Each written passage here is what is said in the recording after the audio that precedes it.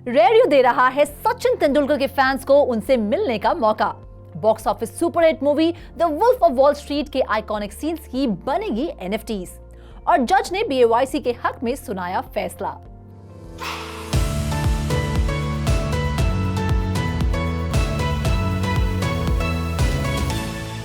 Hello and a very warm welcome to all of you. मैं हूं रुचि शर्मा। तो चलिए अपने पसंदीदा पॉपकॉर्न्स, चाय या कॉफी के मग थाम लीजिए, क्योंकि अगले 10 मिनटों तक आप स्क्रीन से अपनी नजरें नहीं हटा पाएंगे। वो इसीलिए कि दुनिया भर की एनएफटी न्यूज में से कुछ खास और चुनिंदा खबरें मैं आपके लिए लेकर आई हूँ। एनएफटी वर्स के इस खास एपिसोड में अपने फेवरेट एनएफटी प्रोजेक्ट्स की डिटेल्स के साथ साथ एक खास गेस्ट से भी होगी आपकी मुलाकात। लेकिन सबसे पहले जानते हैं पिछले हफ्ते कैसा रहा एनएफटी मार्केट का हालचाल। अप्रैल की थर्ड वीक में एनएफटी मार्केट कैप 1.9% की गिरावट के साथ $9.32 मिलियन पर रही। पिछले 7 दिनों में एनएफटी ट्रेडिंग वॉल्यूम में भी 24.42% की गिरावट दर्ज की गई। हालांकि एनएफटी होल्डर्स का आंकड़ा 0.2% बढ़कर 4.352 मिलियन पर पहुंचता देखा गया। ट्रेडिंग एक्टिविटी में स्लो डाउन भी देखा गया, जब ट्रेडर्स का आंकड़ा 34.44% की गिरावट के साथ 67.7K पर बना रहा। इसी के साथ बायर्स और सेलर्स के आंकड़ों में भी 32.09% एंड 39.32% की गिरावट दर्ज की गई। एनएफटी मार्केट में पिछले हफ्ते आई इस गिरावट के पीछे कई वजह हो सकती हैं, जिनमें मार्केट सेंटिमेंट, प्राइस चेंजेस और कंज्यूमर बिहेवियर में बदलाव शामिल हो सकता है। लेकिन फिर भी दिल छोटा नहीं करते हैं। माना कि एनएफटी मार्केट की परफॉर्मेंस पिछले हफ्ते अच्छी नहीं रही, लेकिन एक ऐसी भी वजह है जिसने मार्केट की चकाचौंध को बरकरार रखा है, और वो वजह है क्रिकेट की दुनिया का नामी गिरामी सितारा। Yes, you guessed it right, Sachin Tendulkar. Cricket के भगवान माने जाने वाले मास्टर ब्लास्टर सचिन तेंदुलकर के 50वें जन्मदिन को रेडियो अपने ही अंदाज में यादगार बना रहा है। जी हाँ, सचिन के साथ पार्टनरशिप पर रेडियो ने लॉन्च की है सचिन के क्रिकेटिंग करियर पर based 10 exclusive limited edition digital cards, जो कि अल्ट्रा रेयर हैं। इन कार्ड्स के जरिए रेडियो मास्टर ब्लास्टर सचिन के इलस्ट्रस करियर और उनकी क्रिकेटिंग लेगेसी को सम्मानित करना चाहते हैं। सबसे अहम बात तो ये है कि इन डिजिटल कार्ड होल्डर्स को मिलेगा एक once in a lifetime मौका। यस, सचिन तेंदुलकर से वर्चुअली मिलने और उनसे बातचीत करने का मौका। जाहिर है इन 10 लकी डाई हार्ड फैंस के लिए ये सुनहरा मौका किसी सपने से कम नहीं होगा। इन कार्ड्स की यूनिकनेस और वैल्यू को लेकर कार्ड होल्डर्स पूरी तरह से आश्वस्त हों, इसीलिए हर कार्ड के साथ न सिर्फ सर्टिफिकेट ऑफ ऑथेंटिसिटी दिया जाएगा, बल्कि ये ब्लॉकचेन पर वेरीफाइड भी होंगे।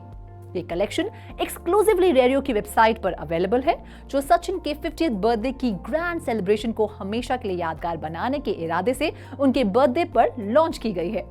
चलिए, मास्टर ब्लास्टर के बाद अब बात वॉल स्ट्रीट के वुल्फ की, जिसका मुंह अब और अधिक कमाई के लिए ललचाया हुआ है।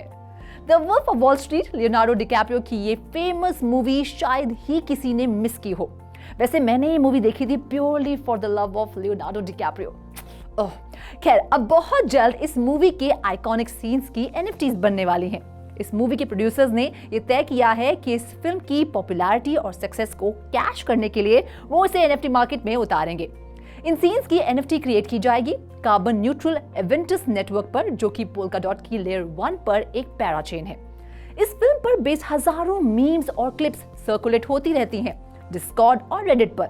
इतना ही नहीं, इस मूवी पर बेस्ड बेहिसाब posters, iPhone cases, hoodies etcetera बिकते हैं ईबे, एटसी और रेड बबल पर। लेकिन इस फिल्म के राइट्स ओन करने वाली production company Red Granite Pictures को इन मर्चेंडाइज से हुई कमाई से एक फूटी कौड़ी भी नहीं मिलती है। इसलिए अब रेड ग्रेनाइट ने इस फिल्म के आइकॉनिक सीन्स की एनएफटी बेचकर इसके सक्सेस को कैश करने का मन बना लिया है। ऐसा करने से पायरेसी से भी बचा जा सकता है और फिल्म के इंटेलेक्चुअल राइट्स भी प्रोटेक्ट होंगे। बॉक्स ऑफिस पर $400 मिलियन कमाने वाली इस फिल्म की एनएफटीज $100 और से ज्यादा प्राइस पर बेची जाएंगी। है ना बल्ले बल्ले वाली बात। चलिए अब ऊपर से नीचे की तरफ आते हैं। जैसे शोहरत हो या इंडेक्स, कभी अर्श पर तो कभी फर्श पर, होता है ना। वैसे ही बेहिसाब कमाई के आदी हो चुके एप्स और पंक्स अब फर्श पर आ गए हैं, बट नॉट क्वाइट लिटरली। दरअसल वो बोर्ड एप्स और क्रिप्टोपंक्स जिनकी कमाई की मिसाल दी जाती है, आजकल उनके दिन कुछ ठीक नहीं चल रहे।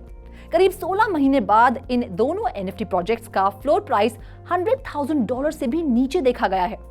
आपको जानकर हैरानी होगी कि CryptoPunks की जिस NFT का फ्लोर प्राइस पिछले महीने $128,000 था, वो अब 30% की गिरावट के साथ $93,692 के फ्लोर प्राइस पर आ गई है। CryptoPunks ही नहीं, BAYC का भी यही हाल है। बल्कि बोर्ड एप का हाल तो CryptoPunks से भी बुरा है, जो $92,200 के फ्लोर प्राइस पर खुद हैरान है।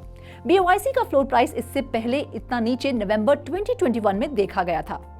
इन ब्लू चिप NFTs का गिरता फ्लोर प्राइस बेशक NFT होल्डर्स और युगा लैब्स दोनों की टेंशन बढ़ा रहा है, क्योंकि मिड अप्रैल में तमाम NFT मार्केट प्लेसेस पर डेली ट्रेड्स 71% गिर गए हैं। NFT ट्रेड्स के आंकड़े इतने नीचे हैं कि 2021 में NFT ट्रेड फिगर्स की याद दिला रहे हैं। इस पर और ज्यादा जानकारी देने के लिए हमारे साथ मौजूद है एक खास गेस्ट, मिस्टर अजय पुरुषोत्तमन, जो मोशन ग्राफिक आर्टिस्ट है। Welcome to 3.0 TV Ajay. Hello, thank you. Ajay, अभी फेब और मार्च में NFT मार्केट की जबरदस्त परफॉर्मेंस देखकर NFT एंथुसियास्ट बहुत खुश थे, और अब अचानक अप्रैल में ना सिर्फ ब्लू चिप NFTs का फ्लोर प्राइस 16 मंथ लो पर है, बल्कि ओवरऑल सेल्स और न्यू एक्टिव यूजर्स भी बहुत कम हो गए हैं। क्या है इसके पीछे की वजह और कब हम NFT मार्केट में स्टेबिलिटी देखेंगे? See, the decline in the NFT trades and new active users could be due to factors such as hype and speculations, like market saturation, increased competitions. While the decline is concerning, it's important to remember that the NFT space is still new and it's likely to experience its ups and downs. Because as the industry continues to evolve, we can expect to see innovations and opportunities emerge. Thank you so much हमसे बातचीत करने के लिए और अपना valuable time हमें देने के लिए। अब कहानी कुछ सिकंदरों की। कहते हैं ना, जो जीता वो सिकंदर और जो नहीं हारा वो बंदर। Bad joke, right? Board apps की फिर हुई जीत।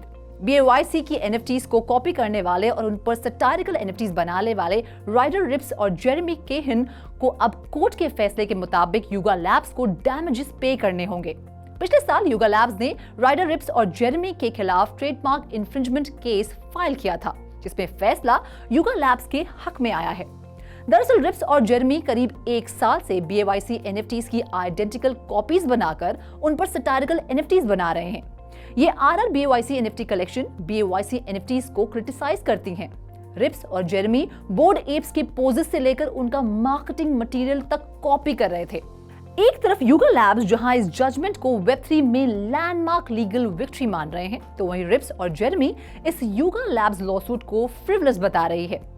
युगा लैब्स की माने तो RR BAYC प्रोजेक्ट बायर्स को स्कैम कर रहा था और हूबहू BAYC जैसी NFTs बनाकर युगा लैब्स की इमेज खराब करने के साथ साथ उनके कंज्यूमर्स को भी कंफ्यूज कर रहा था।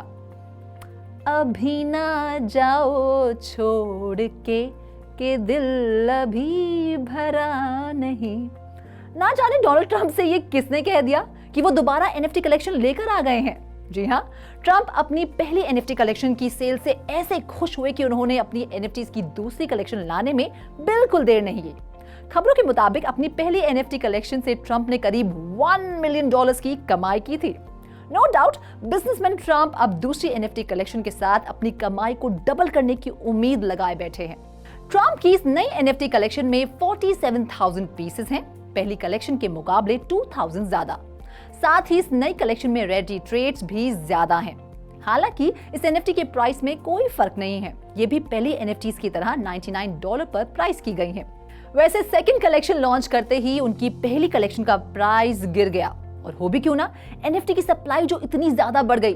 कहने वाले तो ये भी कह रहे हैं कि ट्रंप ये सब अपनी फैन फॉलोइंग बढ़ाने के साथ साथ US के 47वें प्रेसिडेंट बनने के लिए अपनी दावेदारी पक्की करने के लिए कर रहे हैं। अब ट्रंप ही जाने उनके दिल में क्या है। Well, that's all in this episode of NFTverse. वक्त आ गया है आपसे विदा लेने का, लेकिन NFT की दुनिया से ऐसी ही और मजेदार खबरें मैं रुचि शर्मा आपके लिए लाती रहूंगी। Till then, do like, share and subscribe to 3.0 TV and have a great day.